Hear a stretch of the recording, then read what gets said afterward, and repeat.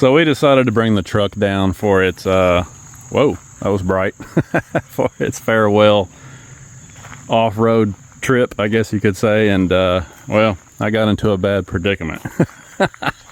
I'm not really stuck, but I'm pinned in because the front end is up against this bank over here and the rear end is up against the trees. And I just don't have enough space to turn this thing around. And it doesn't help that we're in the sloppy mud, so I can't really steer it the way that I want to. So I had to make a phone call to my cousin. He's going to bring his truck out here, and I guess we're going to hook to the rear end and try to slide the rear end around that way. Good news is I'm on some real slippery rock down here in the creek, so not much friction down here. It should be pretty easy to just kick the rear end around that way, and then I can back up and head out into the river. But you know, I guess this will make a memory, a last good memory with this truck.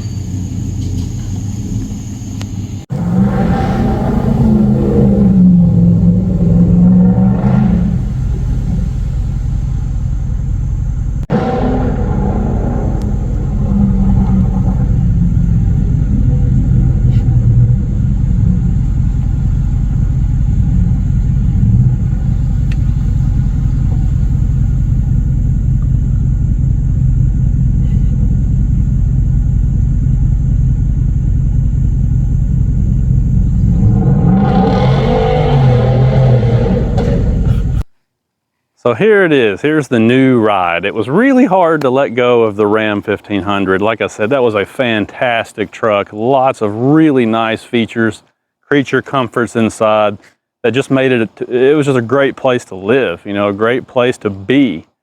Didn't matter what the weather was like outside, you could get really comfy in that truck. It had all kinds of nice features and I really loved it. It was a dependable truck too. Never had the first second worth of trouble out of that Ram. But like I said, it was time for it to move on. I was leasing it and I'm getting to a point in my life where I don't want to lease anymore. I wanted to buy something. And since I wanted to buy something, I figured I might as well buy something that's never going to hold me back, something I can keep for a long, long time. And I can use it to do any chore that we want to do around here.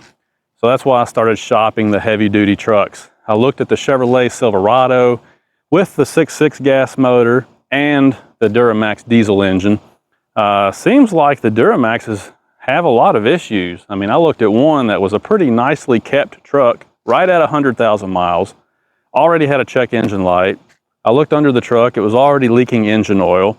I went online and joined one of the Duramax forums, started reading about those, and there was all kinds of guys on there that had problems with them. Turbo issues, emissions issues, wiring harness issues, lots of problems.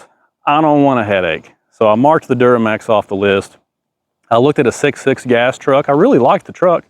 Problem with those is they just don't have a whole lot of pulling power. You know, that engine makes about 400 horse, 464 torque, but they hooked those up to the old 6-speed, the 6L90, which is geared really tall.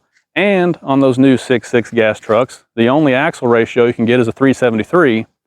So that engine just had to rev a lot, which was kind of like the half-ton trucks I've had my whole life. You know, you can tow with them, sure you can, but it just feels like that engine works pretty hard. I watched a lot of videos with guys that had them, and that engine just seems to work pretty hard to get the job done. I wasn't really sure that would be enough of an upgrade to justify getting rid of the Ram, so I marked that off the list too. So the GM truck's off the table. Then I started looking at Rams. I'm a big Ram guy, been a Ram guy forever. So I looked at some Rams. You know, the Cummins trucks are so popular around here, but the problem with the Cummins trucks, there's two problems. Number one, they're super expensive. If you find a nice one, you're gonna pay well over $50,000 for it, even on the used market, even with high mileage on it. You know, I looked at one that was a pretty nice truck. It had 171,000 miles on it, and they wanted big money for it, but it was about the nicest one I could find around here. It's either really high mileage and really expensive, or they're beat all to pieces. You know, like I was saying, farmers like to use those trucks around here, construction guys, the guys that really, really work their trucks hard and they abuse them and they beat on them every day. Those guys love the Cummins diesel trucks, and it shows, because when you check them out on the used market, that's what you find, is a lot of them that are just beat up and not in very good shape anymore. So I really like those trucks, but kind of had to mark those off the list too. And then of course there's a 6.4 Hemi, which I'm not opposed to having one of those. That engine's pretty old, been around for 12 or 13 years, but it makes respectable power, I guess. And it's hooked up to the 8-speed automatic, which is great. And you can get a 410 axle in those trucks. So I wouldn't be opposed to getting a gas Ram 2500 or 3500, but again, they're just really hard to find in good shape around here. You know, they're just, I don't know why it is, but certain brands of trucks around here are used by the type of people that don't take good care of them. And unfortunately, that's what I was finding with the Rams. The nice ones were super expensive. The ones I could afford were beat all to pieces. So at the end of the day, I thought, you know, I used to be a Ford guy for years and years and years. And honestly, I really like the Super Duty. And I just happened to stumble upon this one. I wasn't even looking for this truck. I actually went to a Ford dealership in Frankfort, not too far from here, to see a Ram, and it ended up being really rough. The body was beat all to pieces. The bed was beat up. It had, you know, body damage all over it, rust up underneath of it. It was in pretty rough shape. I was frustrated again. I was about to give up. I was walking across the parking lot to my car to get in the car and leave and go on to work. And out of the corner of my eye, I saw this truck sitting in the back parking lot all by itself. And I thought, I wonder what that truck's all about. But I figured I'd be out of my price range, so I just went on to work.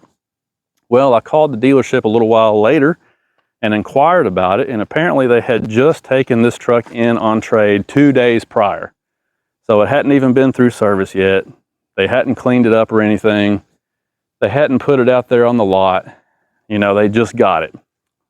I thought, well, I'll go check that out then, because the other thing I've been noticing is that diesel trucks like this, when they do go for sale, they sell just like that. I mean, a nice truck like this won't last a week at a dealership. Usually they won't even last 2 or 3 days. So if you're looking for something like this and you find a nice one, you better buy it right now. So I left work a little early on my lunch break and went up there to check it out. And I drove it. I looked it over. It looked like it's in good shape. And believe it or not, the price was right there kind of where I wanted to be. Just a few thousand, about $3,000 above my budget. But you know, it's a really nice truck. It's only got 81,000 miles on it, 2 owners, clean Carfax, meticulous oil and oil filter change records on the Carfax. Looked like a really great specimen, and started dealing with them on it and ended up making a deal and bringing it home. So obviously it's an F250 Super Duty crew cab 4x4, got the short box, but the short box is almost 7 feet long on these trucks, which is something else I really love. These trucks sit up pretty high. This is the Blue Jeans exterior color, which I love. I think it's a great color. XLT trim, it's a base XLT. It doesn't have the premium package, which was a bummer, because the premium package on the XLTs is sweet. You get a lot of the Lariat features. I really wish it had that. My cousin's Super Duty has that. It's nice. But this one doesn't. It's a base model, so I'll show you inside in just a minute. It's got the little bitty 4-inch screen, which sucks. Doesn't have hardly any features on it, but you know, it's a truck. It'll be okay. It does have this keypad on the door, which is a cool feature. I love that. When I go out to the park to exercise or play disc golf or something, you can leave your wallet and keys in there and just lock it with that. Pretty nice. So this one has the Power Stroke diesel. Again, I was open to a gas motor. Ford has a 7.3 gas motor, which I would love to have, especially hooked up with that 10-speed and the 430 axle ratio. That thing would be a stump puller, and it would be very simple, easy to maintain and all that. But this one had the Power Stroke diesel, and I've never had a heavy duty truck before, let alone a heavy duty diesel. So I was like, hey, I'll give it a shot. I did get a 48,000 mile extended warranty. So this thing is now under full powertrain warranty until almost 130,000 miles, which is a good thing. Some of this diesel stuff's really expensive, but yeah, this truck I think will do a great job for us around here. Lots of bed space to haul the wife's things if we use it to go to one of her craft jewelry art shows. We could put an ATV back here and close the tailgate, so it's good to have lots of space in the cargo box. This truck has 2,300, a little over 2,300 pounds of payload capacity, which is about a 44% increase over the Ram that I had. It's got just shy of 15,000 pounds of rated trailer towing capacity, which is a 77% increase over the Ram that I had. So lots of additional capability over the truck that I traded in, which is kind of what I was going for. It's going to be really interesting to see how this truck feels when I hook it to that enclosed trailer compared to the Ram. You know, the half-ton trucks I've always had will do the job. They'll pull an enclosed trailer or a camper or whatever, but they just seem to not really be happy doing it. You know, they run a lot of RPM, they suck a lot of gas. They just don't seem to be super happy about it. I can't wait to hook this truck up to the same trailer and just see what the difference is going from half-ton to heavy duty. I'm going to shoot a video on that pretty soon and let you know. Hey, let's take a look inside this Super Duty and check it out. So the previous owner added airbags and he routed the air lines back here to behind the license plate. I have no idea why he put them there, but if you take the license plate off, you can inflate and deflate the airbags that are on here.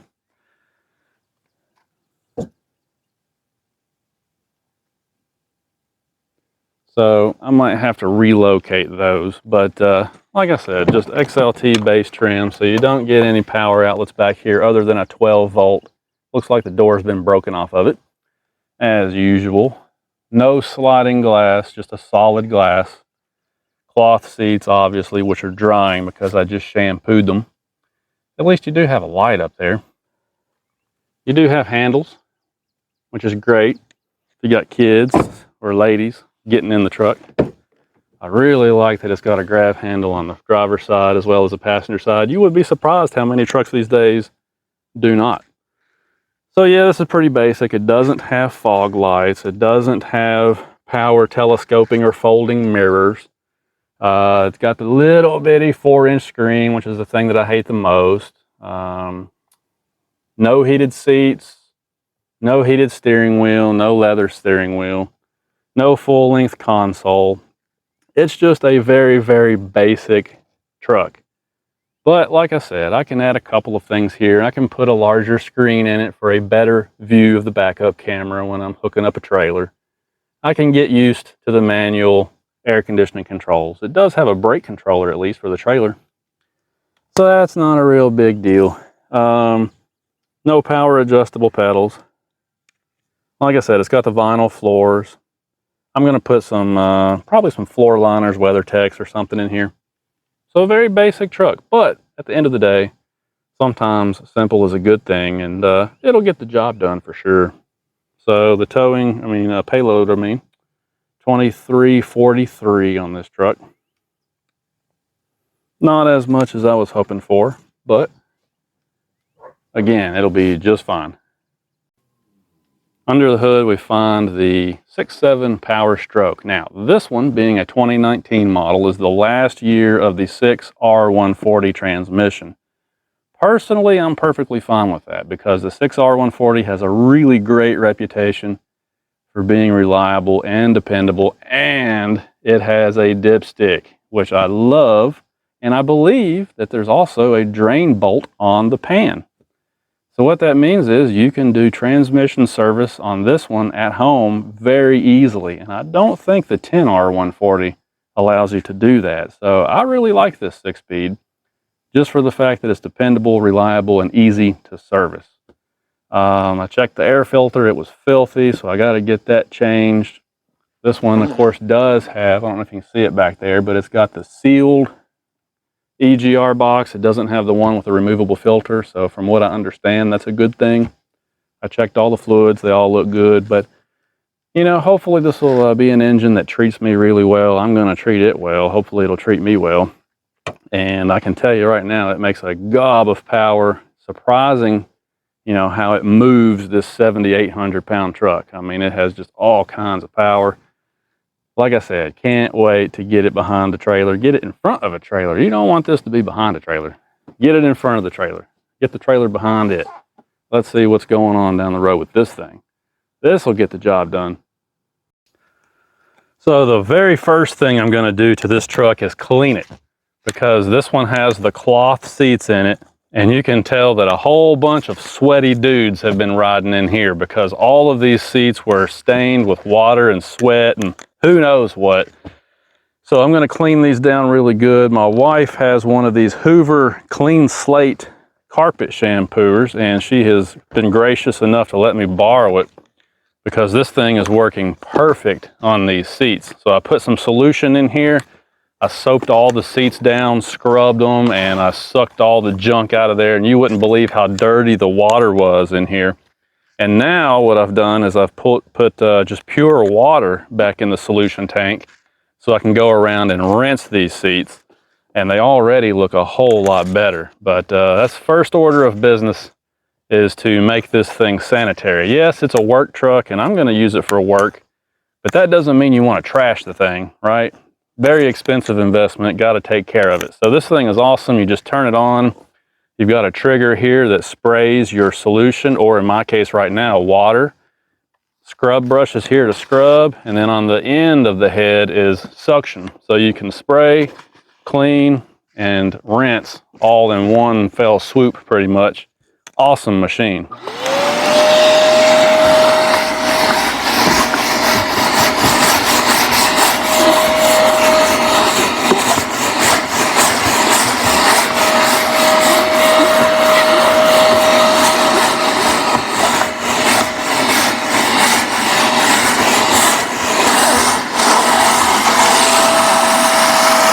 I don't know if you can see that or not on the camera, but look at all that stuff coming out of the seats. That's disgusting.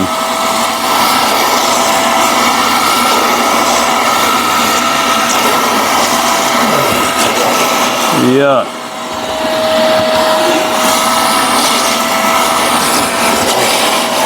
Five years worth of dirt and sweat and nastiness. And the solution also makes it smell better in here too, so that's a side bonus.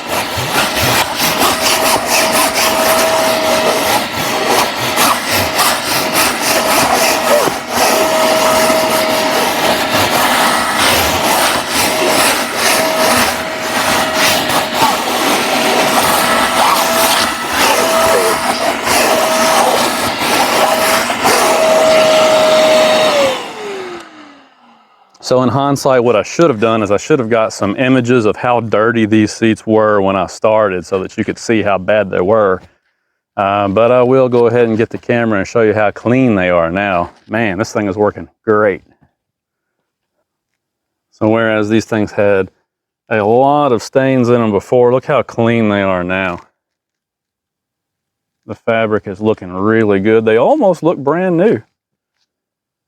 Pretty impressive. So this Ford Super Duty fabric does clean up really well if you have the proper machine to do it. Looking a lot better. So I'm going to go ahead and finish rinsing this side and the front passenger seat and finish this up.